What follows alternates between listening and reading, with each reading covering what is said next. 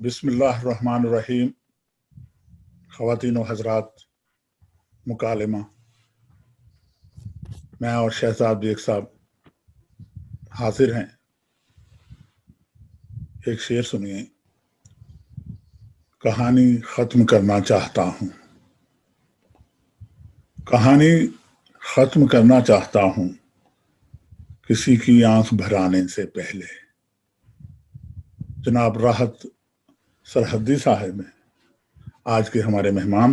खुश आमदीद। क्या हाल है जनाब आपके? ठीक है। शुक्रिया आपका।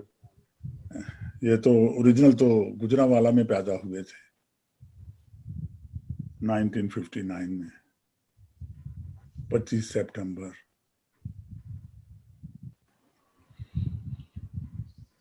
तालीम एमए उर्दू इकबालियात, एमएससी सोशियोलॉजी में।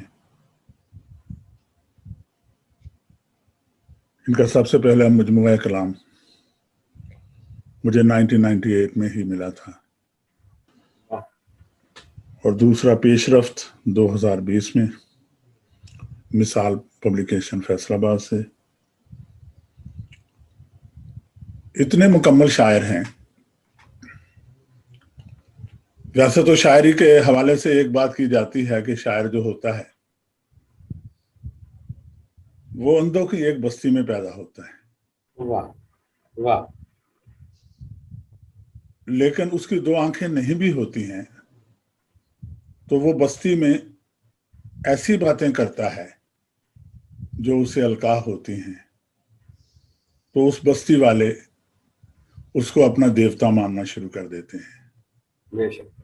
ऐसे ही हमारे एक फनकार हैं। गुजरांवाला एक जरखेज मट्टी तो है, वहां पे इतने फौजी जवान, इतने पहलवान पैदा हुए हैं।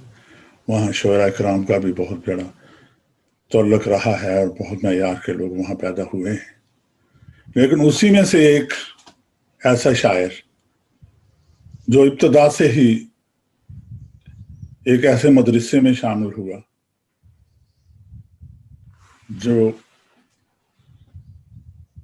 एहसान दानिश साहब का मदरसा था। पाकिस्तान बनने के बाद एहसान दानिश के मदरसा एक अलहदा नौइयत का था जिसमें तमाम फ़िक़े के लोग, यानी कि तमाम लम्हा फ़िक्रिया के लोग वहाँ मौजूद होते थे। वहाँ पे अगर लेफ्ट के लोग आते थे तो राइट के भी लोग वहीं पे मौजूद होते थे।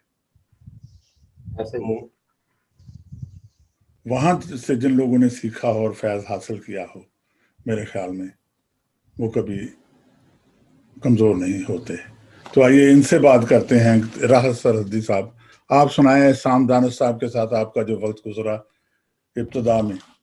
इब्तिदा के मेरे उनके जो थी, जितने साल गुजरे, जी ये मैंने 79 से उनको ज्वाइन किया, मिलना शुरू किया। जी जी तो उसके बाद 82 में वो फौत हो गए। जी तो थोड़ा सा वक्त मिला, लेकिन जितना भी मिला बड़ा भरपूर मिला जी और मैंने बहुत कुछ सीखा उनसे। बल्कि पहली गजल भी मैंने उन्हें ही सुनाई थी जाके। जी तो वो एजाज़ हासिल है मुझे। उनकी शफ़क़तें और उनकी मोहब्बतें और उनकी रहनुमाइयाँ जी जी सारी उम्र के लिए जो है एक असासा है।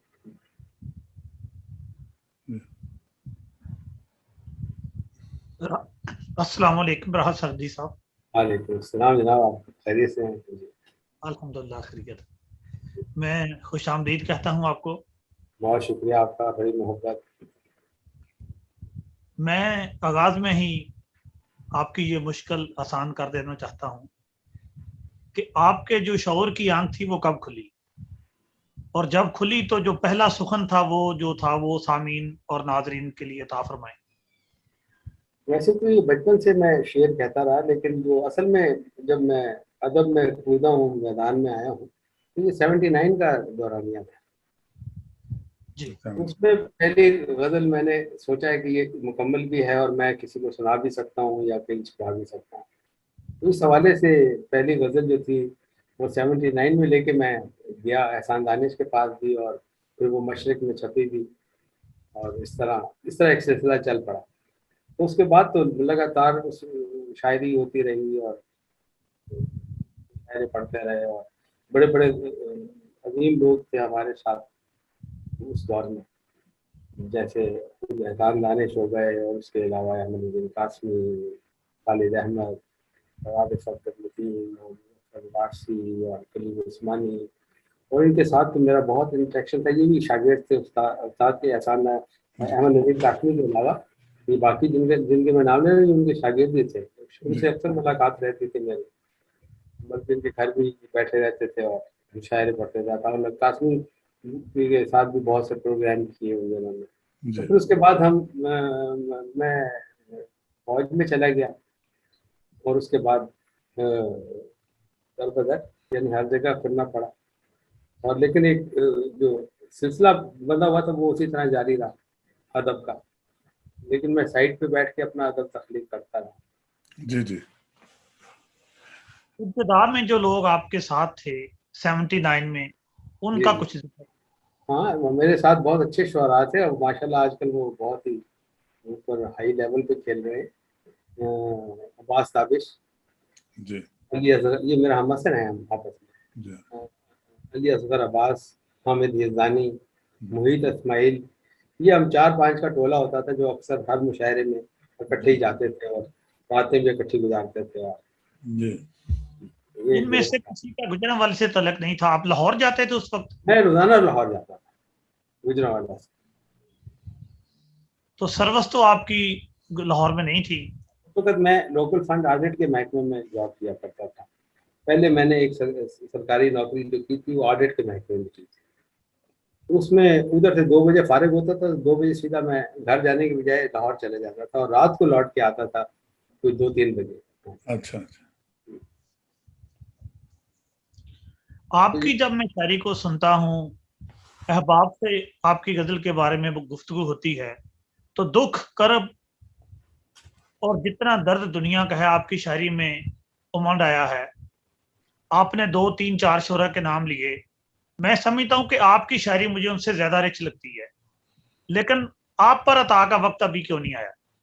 ये तो फिर बहुत बड़े पापड़ बेलने पड़ते हैं, उसके लिए बहुत सी लोगों की बहुत नाजायज खिदमत करनी पड़ती हैं और कुछ ऐसे काम करने पड़ते हैं जो कि कभी कभी ज़मीर पर भी बोझ बन जाते हैं। तो उससे मैंने हमेशा अवॉइड किया। मैंने सिर्फ अपने शेर पर तवज्जो दी और अपने गज़ल पर और अपने कलाम पर।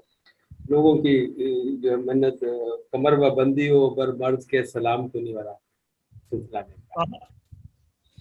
क्या ये मुशायरे उर्दू गजल के बढ़ावे में कोई काम दिखाते हैं, जाके ग्रुपिंग ज्यादा? ये ग्रुपिंग ही है और इसमें कोई फायदा भी नहीं है। और मैंने देखा है वो 4 दिन चमकते हैं, वो लोगों को उठा के रखते हैं अपने मुफाद के लिए, और उसके बाद वो गरूब हो जाते हैं, उनका कहीं नामो निशान नहीं होता।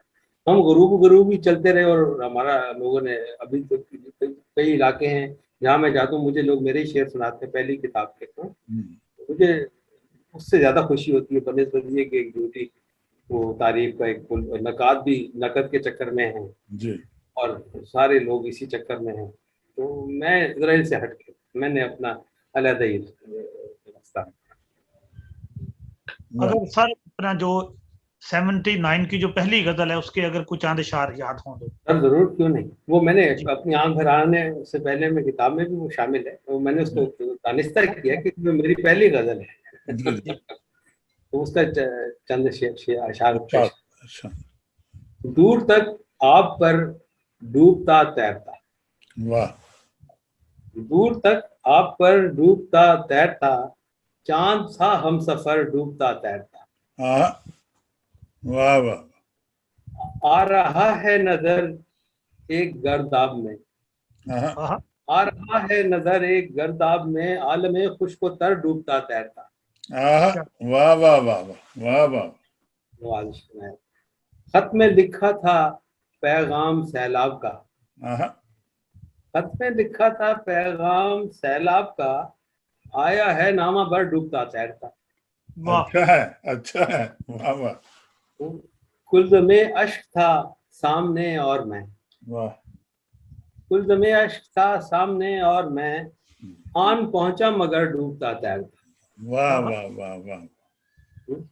पार उतरा तो जलता हुआ दश्त था, पार उतरा तो जलता हुआ दश्त था, राहते दरबदर डूबता तैरता। क्या बात, वाह वाह वाह वाह। जनाबे राहत सरहदी साहब, ये बताएं कि ये जो सरहदी का लफ्ज है ना, जी जी, ये आपने, ये ऐसे है कि ये मैं पैदा तो गुजरांवाला में हुआ, लेकिन मेरे वालिद साहब की साथ ही पोस्टिंग हो गई पेशावर में। सरहद में और होकर? उधर मैं 17-18 साल तक वहीं रहा। अच्छा अच्छा। मेरे वालिद साहब जो थे वो इंटरप्रेटर भी थे और फारसी के बहुत माहिर भी थे, और मुझसे फारसी रात को सुना करते थे। तो अच्छा वो कहते थे जब तुम फारसी पढ़ते हो तो मुझे बड़ी राहत होती है। अच्छा। क्या बात तो है, क्या ये राहत जो है ना, ये वो लफ्ज है जो मेरे वालिद मुझे कहा करते थे। रात को जब भी मैं उनको फारसी की चीजें सुनाता या गर्दाने सुनाता, तो मुझे कहते कि मुझे राहत होती है कि तुम्हें ये अच्छी तरह से आ रही है। और सरहदी इसलिए था कि वो सरहद में थी। अच्छा अच्छा तो मैंने वो कैफियत और वो बात अपने साथ कैरी की। अच्छा। असल नाम तो मेरा दिलावर अली, जी हाँ, वो तो दिलावर अली, हाँ जी। के दोस्त दिलावर अस दरकफ चरागदारी। अच्छा। राहत सरहदी साहब, आपके नाम से जो फौरन जहन में जो एक बहुत बड़ी बात सामने आती है, ख्याम सरहदी साहब का नाम भी एकदम सामने आता है। तो क्या कभी हाँ जी, मुलाकात हुई है उनसे थोड़ी बहुत ही ऐसी सरसरी, लेकिन वो कोई शायर नहीं थे, वो एक एक्टर थे। हाँ, फनकार थे, अदाकार थे। एक्टर के साथ और मदाहिया लोगों के साथ मेरा जरा कम ही रहा है। जी। अच्छा, तो राहत साहब ये बताएं कि आप क्या समझते हैं कि फजल जिस तरफ का सफर कर रही है,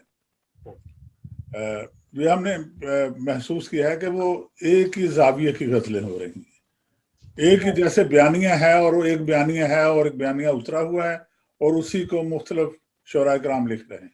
तो ऐसा है, ये वही लोग करते हैं जो कि मगज की क्या करते हैं, यानी जो सुनते हैं वो उगल देते हैं। जी हाँ। तो ऐसा ये नहीं है, ये बहुत अच्छा शेर भी आ रहा है और नई नई जहतें तराशी जा रही हैं। लेकिन ये है कि इसमें खूबसूरती वही बात में आती है जो कि नई होती है। जी हाँ। गजल में क्योंकि बहुत वसीक इसका कैनवस है, जी हाँ। और इसमें लोग तरह तरह के तजर्बे भी करते हैं जो कि हमेशा ही फेल होते हैं। गजल अपनी जगह से नहीं हिलती, गजल का अपना वो एक टेम्पो है, उसी पे चलती है वो, और उसी म्यार पे जो उतरता है पूरा उसी को कबूल करती है। जी जी बाकी झड़ जाते हैं तो कुछ अरसे के बाद ही आपको नजर आने बंद हो जाते हैं। जी। चौंका देने वाले शेर या चमका देने वाले शेरों के साथ आते हैं, और उनमें भी आजकल तो बहुत ज्यादा नकाली और सरकाबाजी बहुत ज्यादा वही है। बात कर रहा हूँ ना जी मैं। और उसमें उसमें ये फेसबुक का भी बड़ा रोल है। आप देखेंगे मैं अपने फेसबुक पे सिर्फ एक शेयर लगाता हूँ कि लोग सियाको सबाक ना समझ सके गजल, नहीं तो हूबहू छापा वैसे का वैसे ही लगा दो। जी हाँ। और बल्कि अपने नाम के साथ कहते हैं आप तो अभी पैदा ही नहीं हुए, हम तो हाँ, बचपन में ये 1940 का शेर है, 1940। तो ऐसा है। कुछ लोगों का ख्याल है कि जो ग्रुप बंदी और मुशायरे उर्दू गजल को खा गए। बेशक ऐसा ही है, और ये असल में असल शायर तो आपको नजर ही नहीं आते। ये तो चापलूस और पापोश बरदार और इस किस्म के लोग हैं जो कि सामने आए हुए हैं। आप जाके इनकी वर्क देखें, इनकी वर्क फेसबुक ने खोल दी। इनके सारों लोगों को जो है कच्चा चटा नजर आने लग जाता है। लोगों को फौरन पता चल गया कि ये क्या कर रहे हैं, चूरन बेचने वाले शायर कौन से हैं और दूसरा कौन से शायर। और असली शायर तो असली शायर होता है, उसने तो अपने अंदर से आवाज के ऊपर गजल कहनी होती है।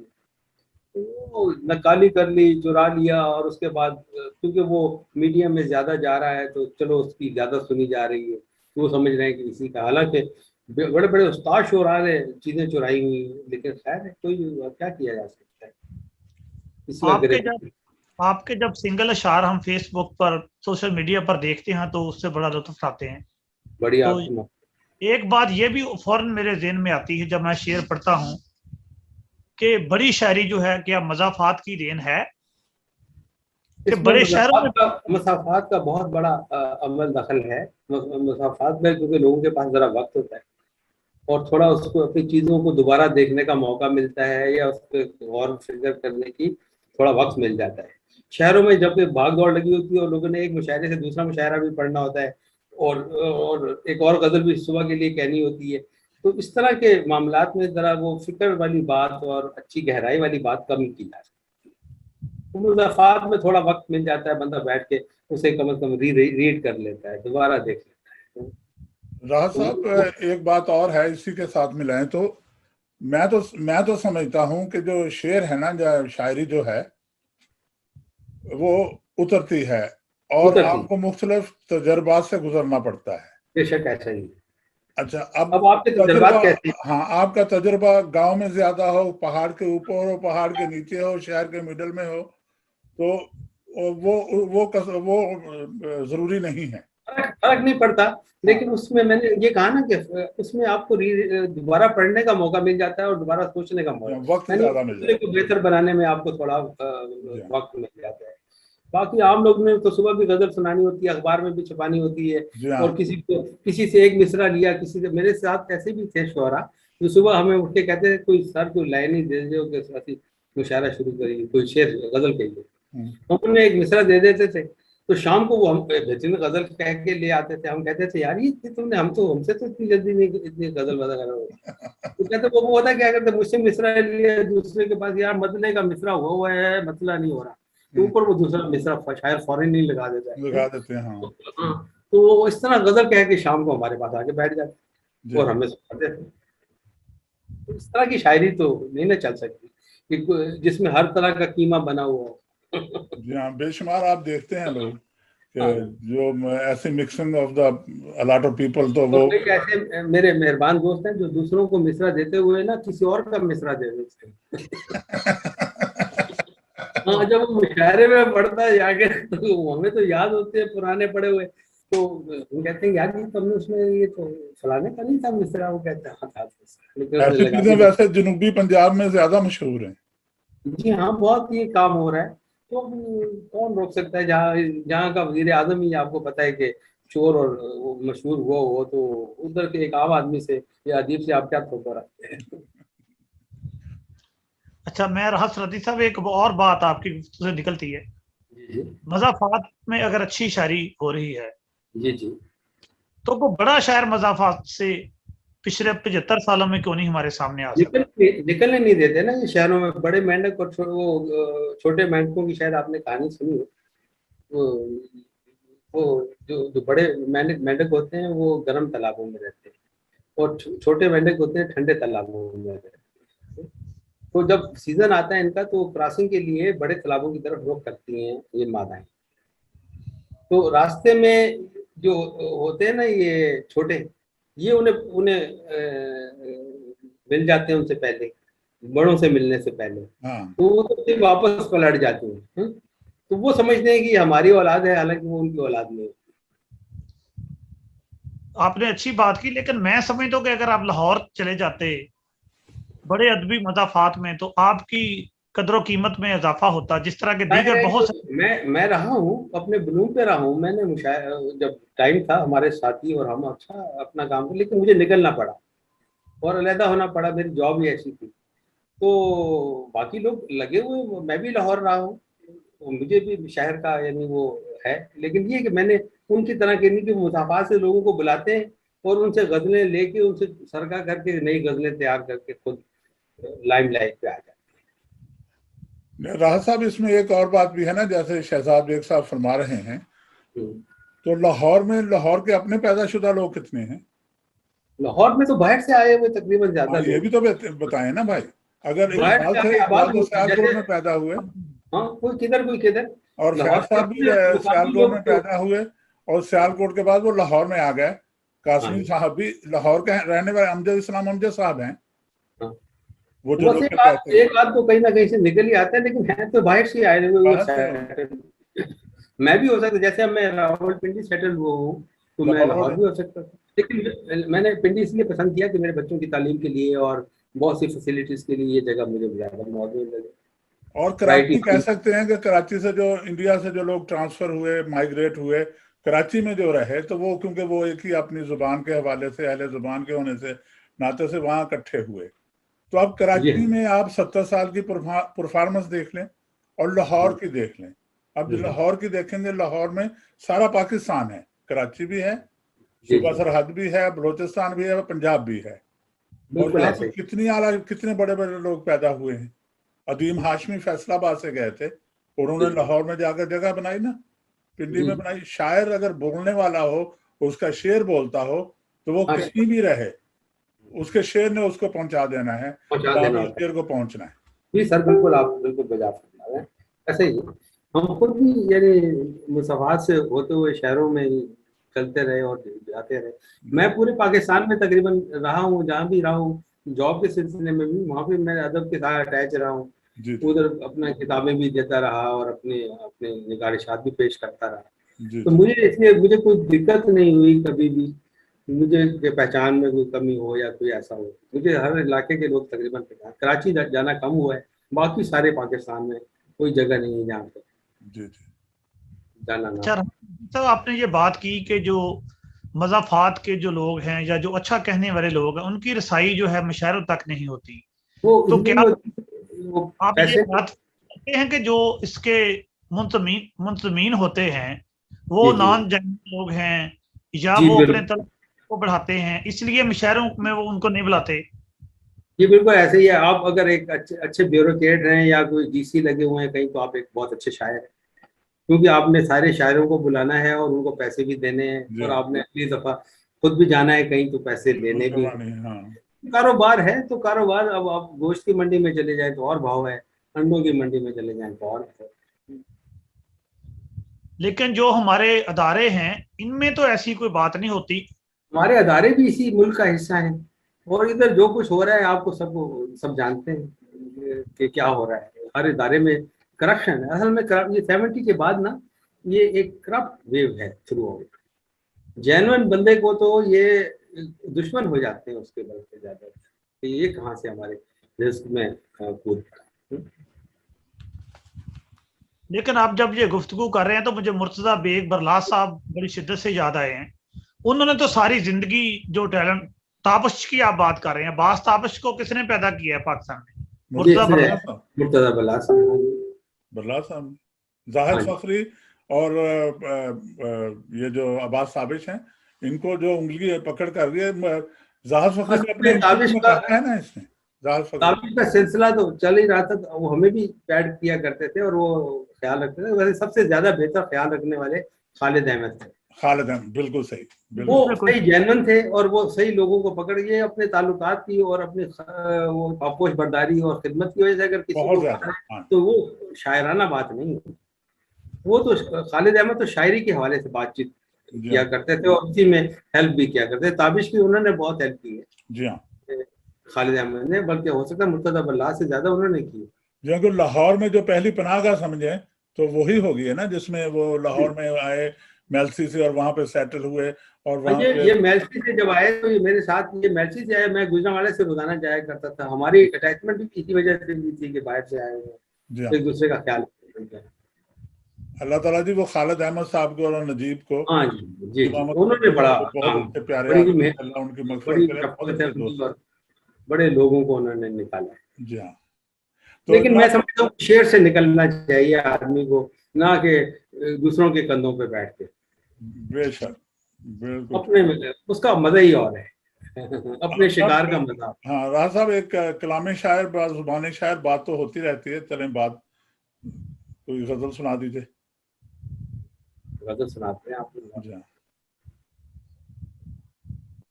न पूछ कैसे मुझे तोड़ कर निकलती है, वाह। नहीं। न पूछ कैसे मुझे तोड़ कर निकलती है, जो मौजे अश्क सरे चश्मे तर निकलती है। आहा, वाह वाह वाह। वाह वाह वाह वाह।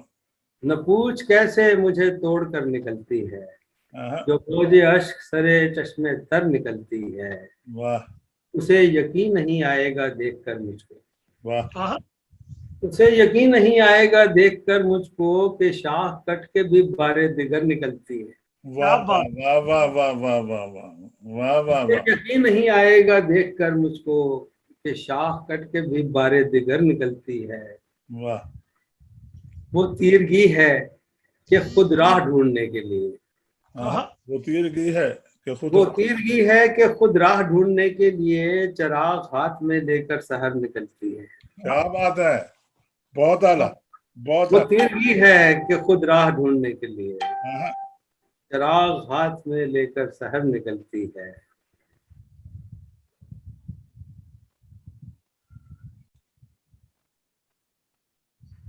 धूप में पूछने ना आया मुझे, क्या धूप में पूछने ना आया मुझे, जहर लगने लगा है साया मुझे। क्या वाह कहना वाह वाह वाह वाह वाह। धूप में पूछने ना आया मुझे, हाँ, जहर लगने लगा है साया मुझे, कब से फिक्रे शिकारे अर्श में है, हाँ, आहा, कब से फिक्रे शिकारे अर्श में है, उसने किस खाक से बनाया मुझे। वाह वाह वाह। क्या बात है, क्या बात है। कब से फिक्रे शिकारे अर्श में है, उसने किस खाक से बनाया मुझे, फलसफे रह गए धरे के धरे, वाह क्या बात, क्या बात है। फलसफे रह गए धरे के धरे, वक्त ने वो सबक सिखाया मुझे। वाह क्या क्या वाह कहना। वाह वाह वाह। फलसफे रह गए धरे के धरे, वक्त हाँ, ने वो सबक सिखाया मुझे। हाँ, रात एकदम दबोच लेगी तुम्हें, आहा, रात एकदम दबोच लेगी तुम्हें, भूल कर भी अगर बुझाया मुझे। हाँ, वाह वाह वाह।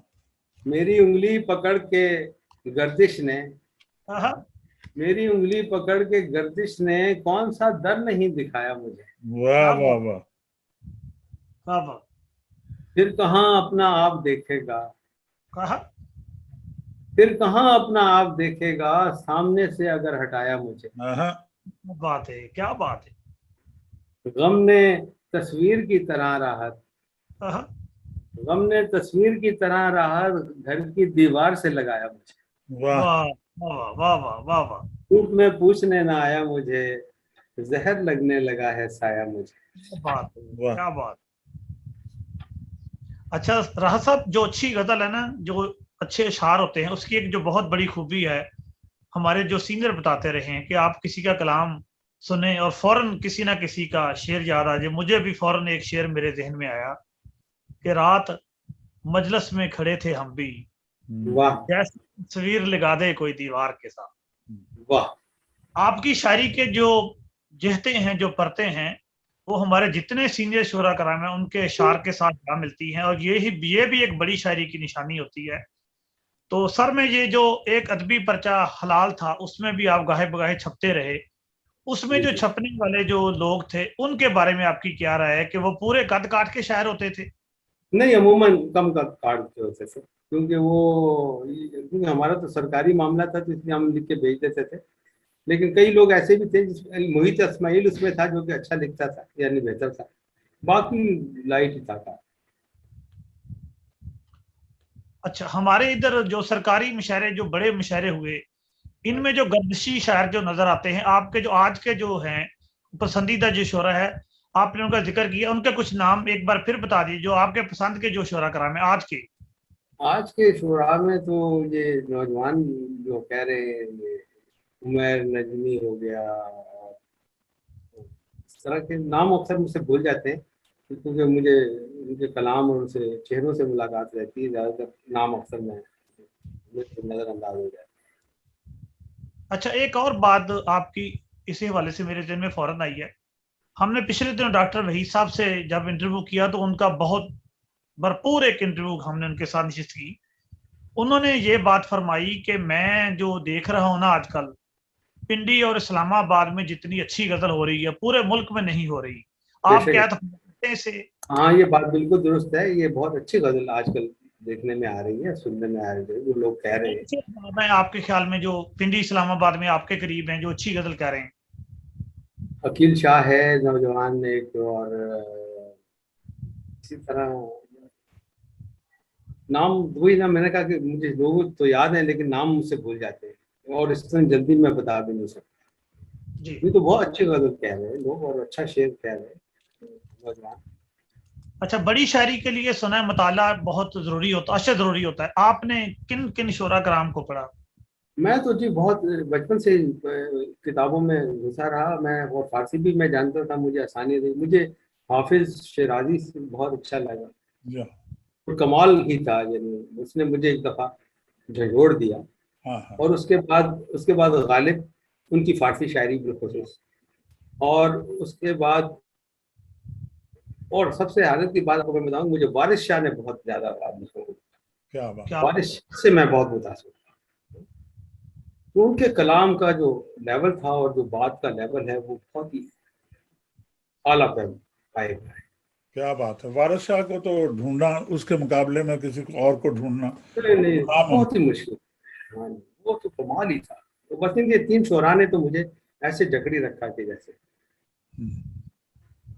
आपने मिर्जा गालिब और हजरत इकबाल का भी जिक्र किया, तो क्या हम आज के अहद में इनका तकाबली जायजा कर सकते हैं?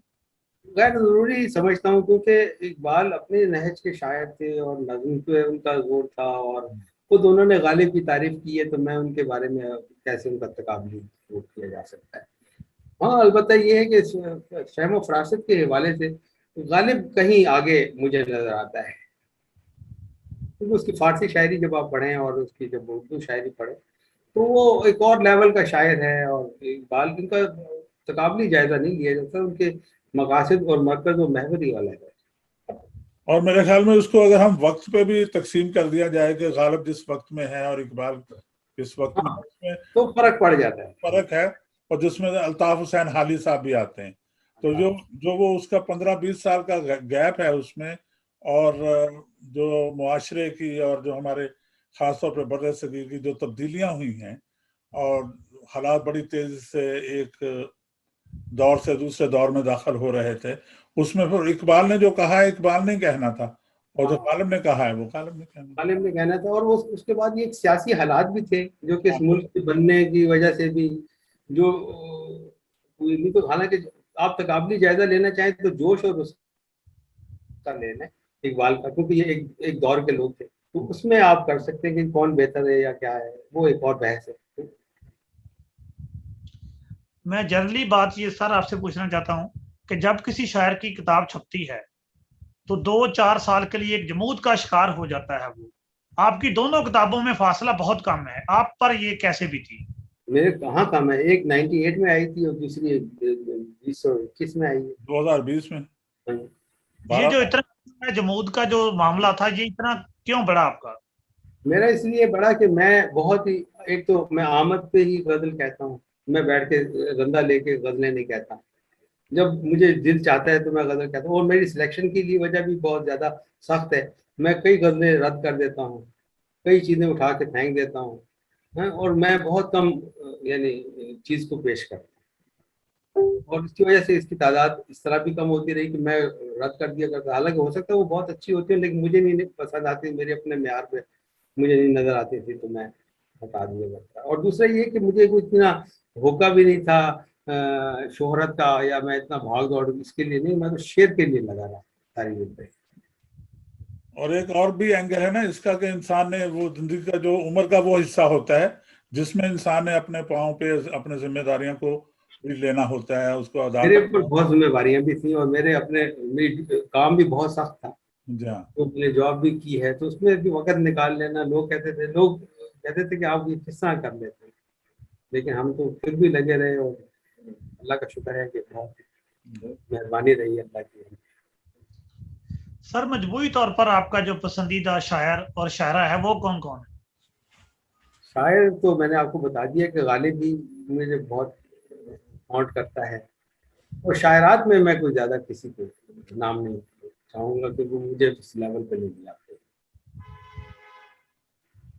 शायरात में ऐसी कोई बात नहीं जो गालिब में या इस तरह।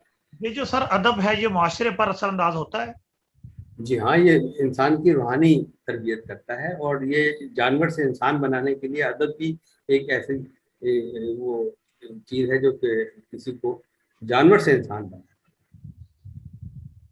पाकिस्तानी जो कौम है 75 सालों में जिस सतह पर अब पहुंच चुकी है, अगर ये असरअंदाज होती है तो इन पर क्यों नहीं हुई? पढ़ते नहीं है, पढ़ाई का रुझान कम हो गया है। पहले हम लोग लाइब्रेरियों में जाते थे, उधर से कुछ गजल पढ़ लेते थे, तो उस पर डिस्कशन होती थी, और उसके बाद वो असर भी करती थी, और वो अंदर से रूहानी तौर पे बंदे में तब्दीली, मेरे अंदर बहुत सी तब्दीलियां अदब ने पैदा की। पहले मेरे में कई चीजें ऐसी थी जो कि बिल्कुल मैं और तरह का था, लेकिन जब से अदब में पढ़ा और अदब पढ़ना शुरू किया तो चीजें बदलने लगी, पैमाने नजर बदल गया, चीजों को समझने की सूरत हाल बदल गई। तो ये असर तो करता है। और लेकिन ये कि पढ़े सही कोई। अब तो व्हाट्सएप पे पढ़ लेते हैं गजल, तो उस पे वो असरात, वो किताब खोलना और किताब के बारे में, शायर के बारे में पढ़ना और देखना, कौन देखता है। आप अक्सर देखते होंगे व्हाट्सएप पे इकबाल के नाम से वो अजीब सी चीज लिखी आ हाँ, जाती फराज इकबाल वो सभी। है। उनको नहीं पता कि कौन है और क्या है और क्या कहा है। तो इस तरह तो अदब असर नहीं करता। अदब के लिए तो आपको उसका स्टूडेंट बनना पड़ता है। क्या कहीं ऐसा तो नहीं कि शायर की जो शायरी थी वो इन पर असर पजीर नहीं हो सकी, सती तौर पे लोग शायरी करते रहे पिछली 2-3 दहाइयों में? वो सतही तौर पे पढ़ते रहे। शायर ने तो जो जिसका कलाम अल्लाह ताला ने उसको अता किया, वो बेफैज और बेमानी तो हो नहीं सकती। लेकिन अब पढ़े कोई ना या कोई देखे ना, तो उसको ऊपर असर कैसे होगा। हैरान हूँ इकबाल की तालीम भी दानिश, खुद उसके ही बेटे पे असर क्यों नहीं करे। वाह वाह वाह वाह वाह वाह वाह वाह। एहसान दानिश साहब के साथ आपका बड़ा जो वक्त गुजरा, उसके हवाले से कि उनकी याद को ताज़ा करें। वो बहुत खूबसूरत वक्त था और बहुत लर्निंग का वक्त था। और वो जो है वाकई उनमें वो खूबियां थी कि वो आदमी को बनाते थे, टूटे हुए लोगों को जोड़ते थे।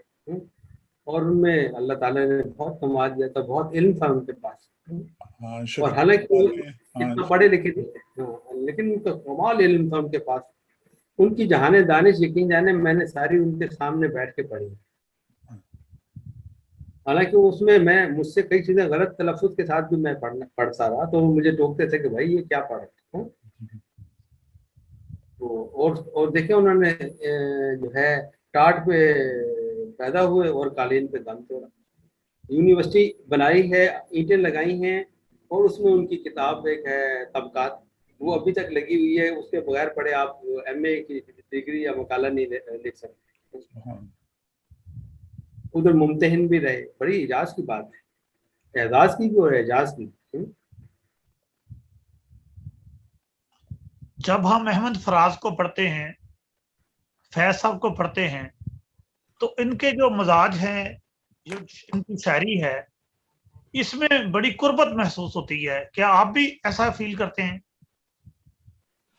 जी हाँ, ये दोनों बहुत क्लोज रहे हैं। दरअसल वो क्लोज रहने से भी असरात आ जाते हैं, लेकिन डिक्शन अलग है, इल्मी फिजा अलग है, लेकिन असरात आ ही जाते हैं अगर पास ज्यादा रहे। तो इसलिए लोग जो दूर रहते हैं वो ताज़ा और नई चीज पेश करते हैं। जो लोग इकट्ठे घुले मिले एक ही जगह रहते हैं, जैसे 4-5 अपना टोला बनाया हुआ या ग्रुप बनाया, वो जो शेर कहते हैं वो एक दूसरे की जैसे ही शेर कहते हैं तकरीबन। तो जो लोग अलहदा रहते हैं तो वो फिर अलहदा बात ही करते हैं। ये जो आपने मुशायरों की फिजा की बात की, कोई ऐसी तजवीज है आपके पास के जैनमन जो पोइट हैं, मजाफात के जो लोग हैं, जो अच्छा शेर कहते हैं, वो इन मुशायरों तक वो पहुंच सकें? हाँ, कोई जो तकलीफ कराते हैं, ये उनका फर्ज है कि वो देखें कि आया हम जेन्युइन बंदे को बुला रहे हैं। ये जो पैसे दे रहे हैं, हालांकि यहाँ पे तो सौदेबाजी के लिए होता है ना मुशायरा, जी कि हाँ। आज मैं आपको बुला रहा हूँ तो कल आप मुझे बुलाए। मन तुरा हाजी पे गोयम तुम बुरा मुल्ला बगो। तो इस तरह है। अच्छा, ये आपको मैं जी जी जी एक आपको और मैं 10,000 रुपया देता हूँ इस मुशायरे का। जब मैं आपके पास आऊंगा तो आप मुझे भी 10,000 या कम से कम 5,000 तो जरूर दे दीजिए। सौदे अच्छा, हो। एक मजेदारी की बात रहा सदी साहब, एक बार मैं और आप दोनों एक मुशायरे में थे, जी तो जी हम जब वहां पहुंचे तो होटल के बाहर गाड़ियों की लंबी कतारें लगी हुई थी। जी तो जी। आपने मुझसे पूछा था कि ये किन लोगों की है? तो मैंने कहा था जो जिन्हें नया नया शौक पैदा हुआ है मुशायरे पढ़ने का। वो दूर दराज के लोगों, इतने शरार करोला नए नए मॉडल की गाड़ियों के साथ मुशायरा पढ़ने आ रहे हैं। तो फिर शायर बुलवा रहा है, जो मुशायरा करवा रहा है, फिर वो उसको मुशायरे का जो शायरी का, तो उसको खुद ही पता नहीं होगा मैं क्या करने जा रहा हूँ। इस पर को ऐसा गौर ही भी है, फरमाइए। यकीन जाने। जो इवन जो सदर बैठा होता है वो भी बेवजन पढ़ के जाता है। तो अब क्या करेंगे। हाँ जी। अब जो जिस मुशायरे का सदर ही बेवजन पढ़ रहा हो, हाँ, तो फिर आप बाकी के ऊपर दुआई दुआई भेज सकते हैं बाकी के लिए। और दूसरा एक गैंगस्टर भी मुशायरा होता है ना, कि आपने एक ग्रुप को खरीदा है और उसे कहा मैंने आपको साथ देने के लिए। देना है और आप इतने शायर ले आओ, तो वो हाँ, अपनी इतने ले आओ। दे देता है। हाँ, यस,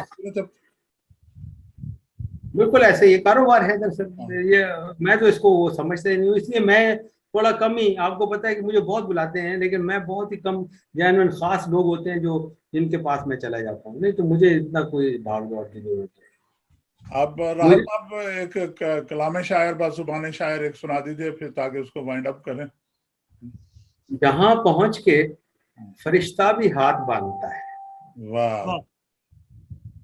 जहां पहुंच के फरिश्ता भी हाथ बांधता है, बशर वहां से हद मुमकिनात बांधता है। वाह वाह वाह वाह वाह, क्या सुभान अल्लाह। जहां पहुंच के फरिश्ता भी हाथ बांधता है, बशर बशर वहां से हद मुमकिनात बांधता है। आहा, ये सोच दुनिया से उम्मीद बांधने वाले, हाँ ये सोच दुनिया से उम्मीद बांधने वाले कि आग से भी कोई कागजात बांधता है। वाह वाह वाह वाह वाह वाह वाह वाह क्या वाह क्या वाह वाह। मैं खाकसारो गुनाहगार किस शुमार में हूँ, आहा, मैं खाकसारो गुनाहगार किस शुमार में हूँ कि ये जमाना तो नबियों पे बात बांधता है। वाह वाह वाह वाह वाह। मैं खाकसारो गुनाहगार किस शुमार में हूँ कि ये जमाना तो नबियों पे बात बांधता है। असीर उसकी गिरागीर जुल्फे मस्त का हूँ, वाह असीर उसकी गिरागीर मस्त जुल्फे मस्त का हूँ, जो गर्दे पास एक कफे कायनात बांधता है। वाह वाह वाह वाह वाह वाह।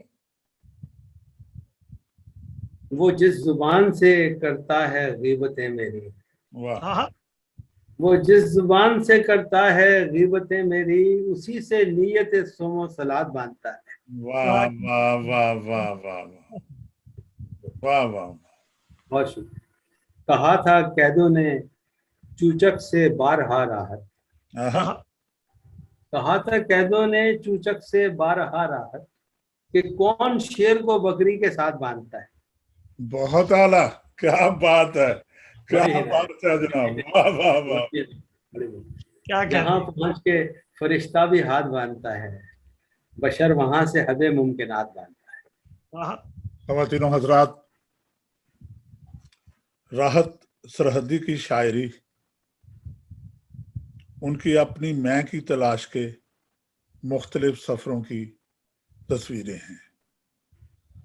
उनका एक शेर है, फिर यूं हुआ कि साए से लड़ना पड़ा मुझे, फिर यूं हुआ कि साए से लड़ना पड़ा मुझे, वो शख्स मेरे मुद्दे मुकाबिल नहीं रहा। वाह। ख़वातीनो हज़रात, अपनी राय से नवाजिएगा, हम तीनों को इजाज़त दीजिए, फिर इंशाल्लाह मुलाकात होगी। बहुत बहुत शुक्रिया राहत सरहदी साहब, बड़ी आप मोहब्बत, बड़ी इनायत, बहुत शुक्रिया। बहुत शुक्रिया। राहत बेग साहब तो हम इकट्ठे ही होते हैं, तो हम दोनों का शुक्रिया हम दोनों की तरफ से। तो फिर इंशाल्लाह मुलाकात होती है अगली बार। जरूर अल्लाह आ जाएंगे। बड़ी नारिज, बड़ी मोहब्बत, बहुत शुक्रिया। इरशाद इरशाद। एक तू ही मुझे दिल में समाने के लिए था, आहा, क्या कहना, क्या कहना। ये शहर वाह तो सारा मुझे खोने के लिए था, आहा, वाह वाह ये शहर तो सारा मुझे खोने के लिए था, वाह। मुश्की का भी रास्ता था तेरे शहर की जानब, आहा, क्या कहना, क्या लाइन है भाई, वाह वाह वाह। मुश्की का भी रास्ता था तेरे शहर की जानब, हाँ, कश्ती का सफर मुझको डुबोने के लिए था, आहा, वाह वाह वाह वाह, वाह।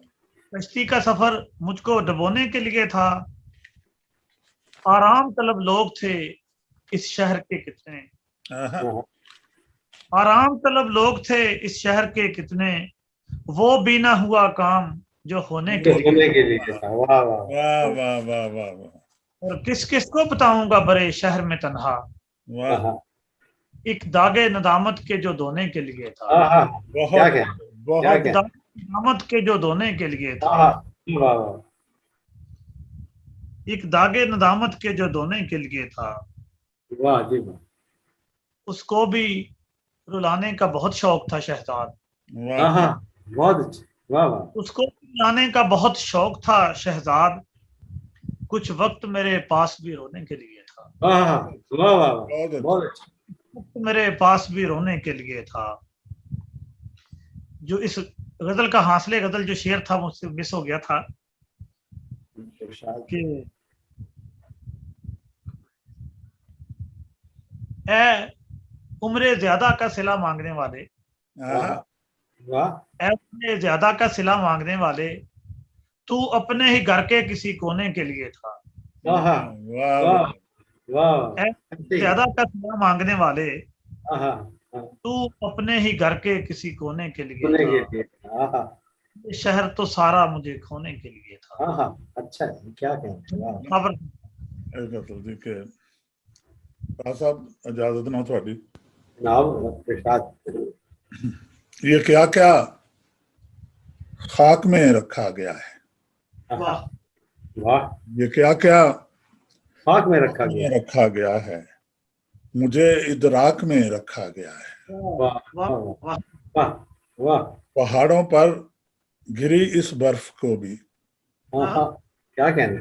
पहाड़ों पर गिरी इस बर्फ को भी वाह वाह कहीं अफलाक में रखा गया है। वाह वाह वाह। और लबे दलीले सुबह के रोशन दिए को, दलीले सुबह के रोशन दिए को लबे बेबाक में रखा गया है। वाह वाह वाह वाह। और मेरा दिल एक अंगारा है जिसको, मेरा दिल एक अंगारा है जिसको मेरी पोशाक में रखा गया है। वाह वाह वाह। और जिसे मालूम है मेरा ठिकाना, जिसे मालूम है मेरा ठिकाना दिले सफाक में रखा गया है। वाह। रजा उससे बचा दामन के जिसको, वाह। रजा उससे बचा दामन के जिसको खसो खाशाक में रखा गया है। क्या कहना। वाह वाह वाह वाह। ये क्या क्या खाक में रखा गया है, बहुत मुझे इदराक में क्या कहना क्या कहना। जी बिस्मिल्लाह।